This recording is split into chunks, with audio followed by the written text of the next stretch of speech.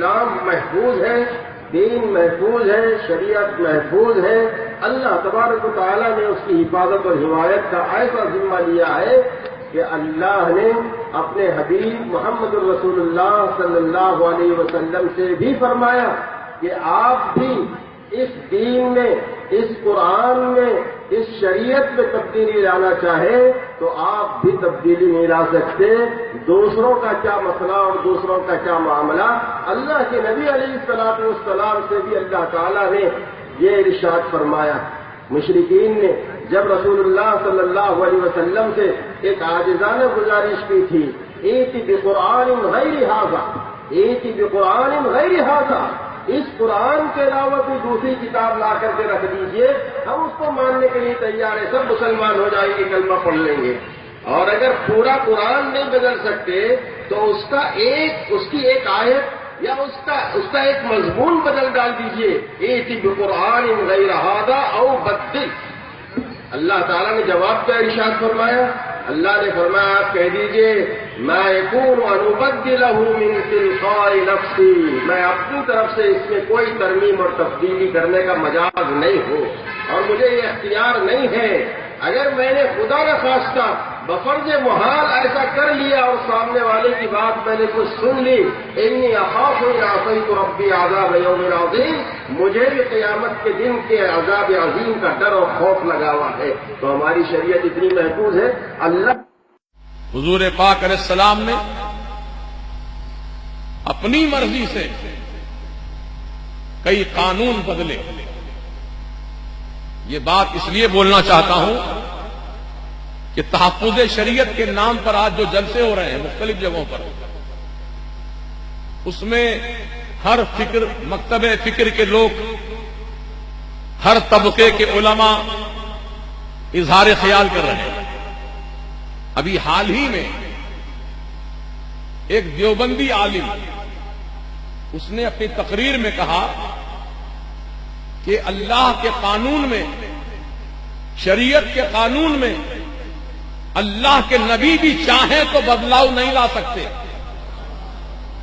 اگر وہ نبی قانون کو بدلیں گے تو اللہ ان کو بھی عذاب دے گا۔ سبحان اللہ رب العالمین۔ وہ کلپ ہمارے حافظ اکرم میاں کے پاس موجود ہے۔ محبوب نگر میں جلسہ ہوا تھا، لال ٹوپی، پیلی ٹوپی، ہری ٹوپی، شائے شملے جھبے سب موجود تھے اسٹیج پر، لیکن کسی کو اللہ کا یہ توفیق نہیں ملی کہ وہ اس کا رد وہیں کر دیتے۔ صلاحیت ہوتی تو رد کرتے نا، علم ہوتا تو رد کرتے۔ جھبے شملے پہننے سے قابلیت نہیں آ جاتی۔ الحمدللہ ہمارے اعلی حضرت نے، ہمارے حضور مفتی اعظم نے اور ہمارے حضور تاج الشریعہ نے ہم کو دین کا ایسا علم پلایا ہے کہ ہم اس گستاخی کو برداشت نہیں کرتے، بلکہ اس گستاخ کا ہم بھرپور طریقے سے رد کرتے ہیں کہ بے شک اس عالم نے جو نبی کے تعلق سے یہ جملہ کہا کہ نبی بھی چاہیں تو قانون شریعت میں تبدیلی نہیں لا سکتے، اس نے جھوٹ کہا، یہ جھوٹا ہے، مکار ہے، فریبی ہے اور گستاخ رسول ہے۔ اور سنی کا عقیدہ یہ ہے کہ نبی چاہیں تو شریعت کے قانون کو بدل سکتے ہیں۔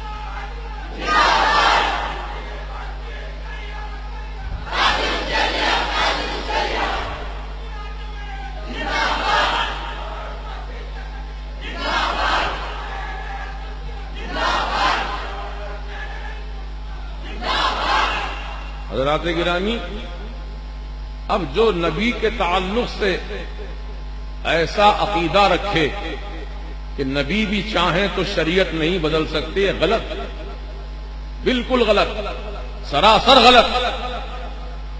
حضور نے قانون کو بدلا ہے، کب بدلا، کس کے لیے بدلا، میں آپ کو بتاتا ہوں۔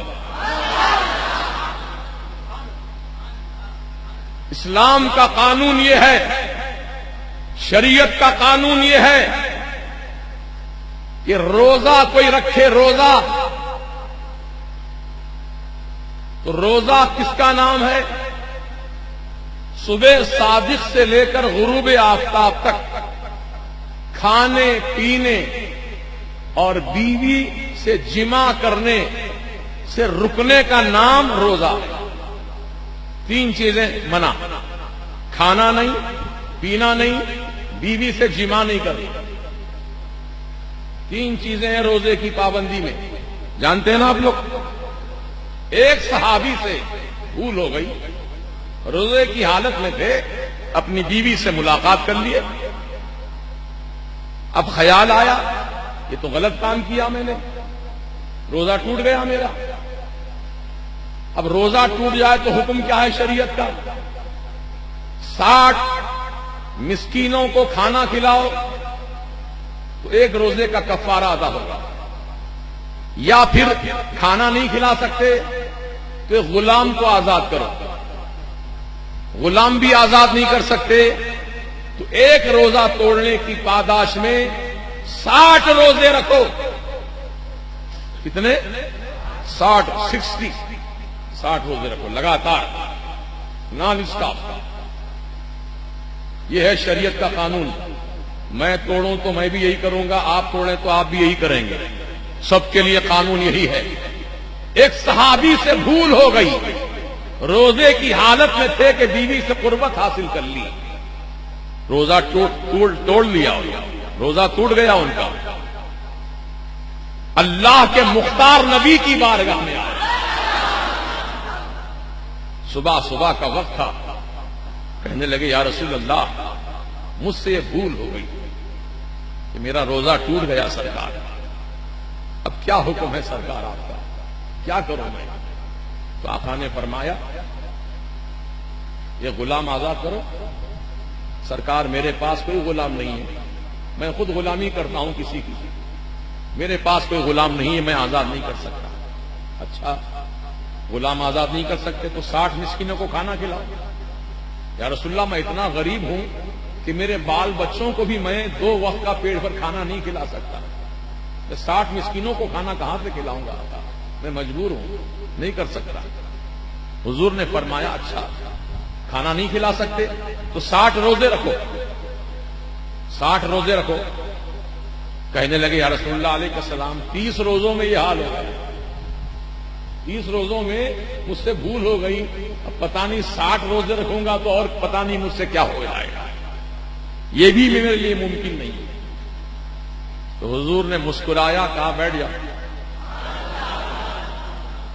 اب دیکھیے قانون تو یہ ہے جو بتایا میں نے، یہ اسلام کا قانون ہے، اس کو شریعت کا قانون بھی کہتے ہیں۔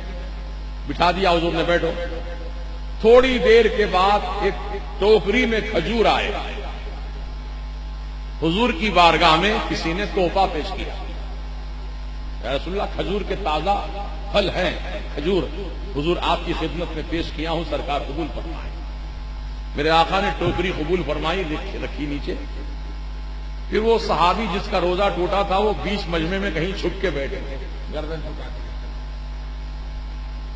حضور نے نظر فرمائی، کہا کہاں ہے وہ جو روزہ توڑ کر آیا ہے؟ یہاں آؤ۔ بلایا حضور، کہا لو تم 60 روزے نہیں رکھ سکتے، غلام بھی آزاد نہیں کر سکتے، 60 مسکینوں کو کھانا ہی نہیں کھلا سکتے، لو یہ کھجور میں تمہیں دیتا ہوں، یہ کھجور مدینے کے غریبوں میں بانٹ دو، تمہارے روزے کا کفارہ ادا ہو جائے گا۔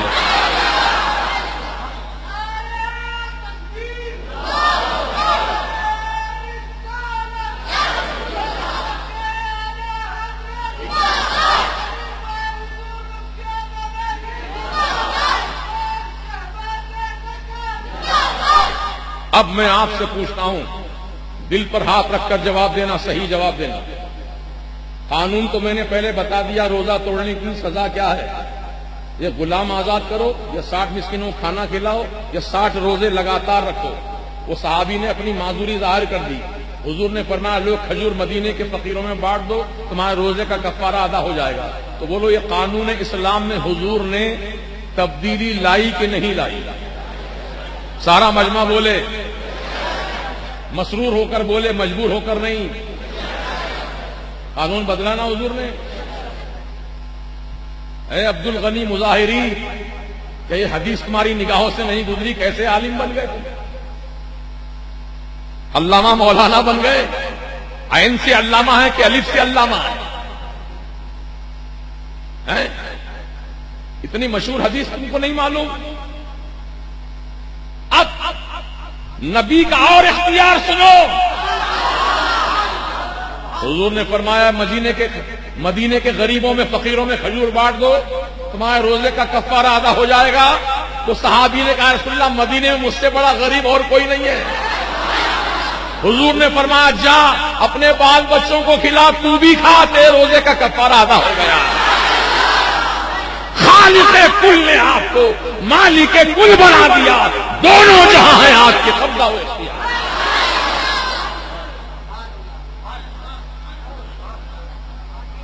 حضور چاہیں تو شریعت کو بدل سکتے ہیں،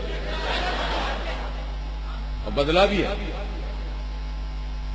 اچھا، حضور پاک علیہ السلام کہیں سے تشریف لا رہے تھے، ایک واقعہ اور سن لو۔ ایک دیہاتی آدمی سے گھوڑا خریدنے کا سودا طے ہو گیا۔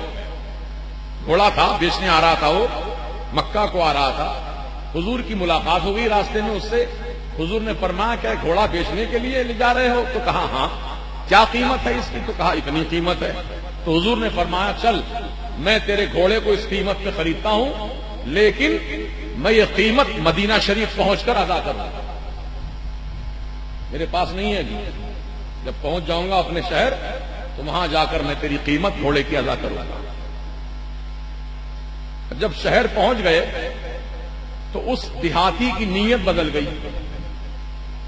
حضور نے قیمت لا کر دی کہ لو قیمت لے لو، گھوڑا میرے حوالے کرو۔ کہا نہیں، میں نے آپ کو بیچا ہی نہیں، میں نے آپ کو اس قیمت میں گھوڑا بیچا ہی نہیں ہے، میں نہیں دیتا گھوڑا آپ کو۔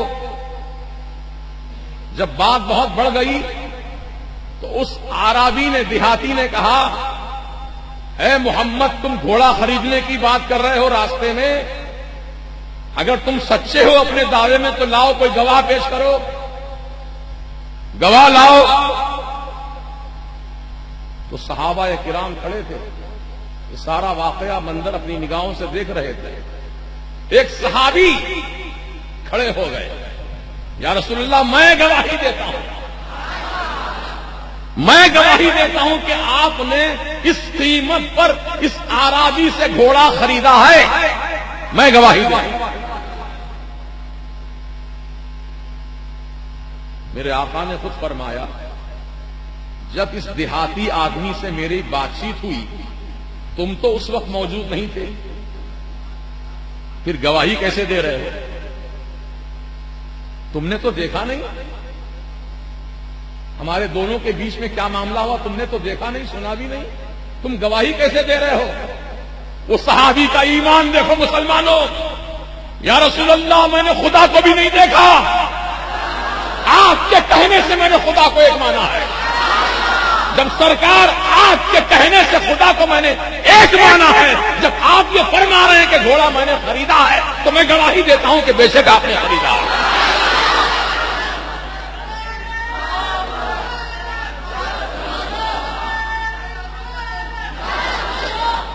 یہ ہے نبی کا اختیار۔ کہ حضور اس صحابی کے اس عمل سے اتنے خوش ہوئے کہ فرمایا کہ اسلام میں کوئی بھی معاملے میں گواہی دینی ہو تو 2 مسلمان مرد یا 4 مسلمان عورتیں گواہی دیں تو گواہی صحیح مانی جائے گی۔ 2 مرد گواہی دیں یا 4 عورتیں گواہی دیں کسی بھی معاملے میں تو گواہی صحیح مانی جائے گی. لیکن اے میرے صحابی، تو نے آج میرے حق میں تو نے گواہی دے کر کے اللہ اس کے رسول کو خوش کر دیا. آج کی تاریخ سے تیرے ایک کی گواہی 2 گواہوں کے برابر مانی جائے گی. بولو شریعت کے قانون کو بدلا کہ نہیں بدلا میرے؟ یہ ہے نبی اللہ کے رسول مختار نبی. اللہ تبارک و تعالیٰ نے ہم کو ایسے نبی کی امت میں پیدا فرمایا ہے جو نبی اللہ کے کرم سے عطا سے دونوں جہاں کے مالک و مختار ہے. مسلمانوں، اس گستاخ رسول عالم کا یہ کہنا کہ نبی بھی چاہیں تو خدا کے قانون کو نہیں بدل سکتے، یہ جھوٹا ہے. اس کو برسر عام توبہ کرنی پڑے گی. جو بھی ہو، کہیں کا مفتی ہو، کہیں کا علامہ مولانا ہو، ہم کو اس سے کوئی مطلب نہیں. تمہاری زبان سے گستاخانہ کلمات نکلے ہیں جس کا ویڈیو کلپ موجود ہے، آپ دیکھ سکتے ہیں، کانوں سے سن سکتے ہیں کیا اس نے کہا ہے. ہم مطالبہ کرتے ہیں مرکز اہل سنت سے کہ جو بھی رسول کی شان میں گستاخی کیے ہیں اور تحفظ شریعت کے نام کے جلسوں میں جو اس قسم کی باتیں کر رہے ہیں وہ ہوشیار ہو جائیں، آگاہ ہو جائیں. تمہارے ایسے جملوں سے شریعت کا تحفظ تو نہیں ہوگا بلکہ شریعت تمہاری وجہ سے اور غلغلے میں پڑ جائے گی. تم کیا حفاظت کرو گے؟ حفاظت تو الحمدللہ سنی کرنی ہے. جس کے سینے میں عشق مصطفیٰ ہے، محبت رسول ہے، وہی حفاظت کر سکتا ہے. الحمدللہ ہم سنی ہیں، رسول کے چاہنے والے، رسول کے نام لیوا، حضور کے غلاموں میں ہم شامل ہیں. سرکار کی غلامی کا فیضان یہ ہے کہ وقت آنے پر ہم انشاءاللہ شریعت مطہرہ کی حفاظت کے لیے اپنا جو جو قربان کر سکتے ہیں کریں گے، اور وقت آنے پر اپنی جان کی بازی بھی لگا دیں گے انشاءاللہ. یہ ہمارا عزم و ارادہ ہے جس کو ہم نے ظاہر کر دیا. لہذا ہم صرف زبانی نعروں پر اکتفا نہیں کرتے ہیں. حقیقت میں جب بھی ایسا وقت آئے تو انشاءاللہ جان کی بازی لگانا ہمارا فرض ہوگا انشاءاللہ، اور اپنے دین کی حفاظت کے لیے کمر بستہ رہیں گے.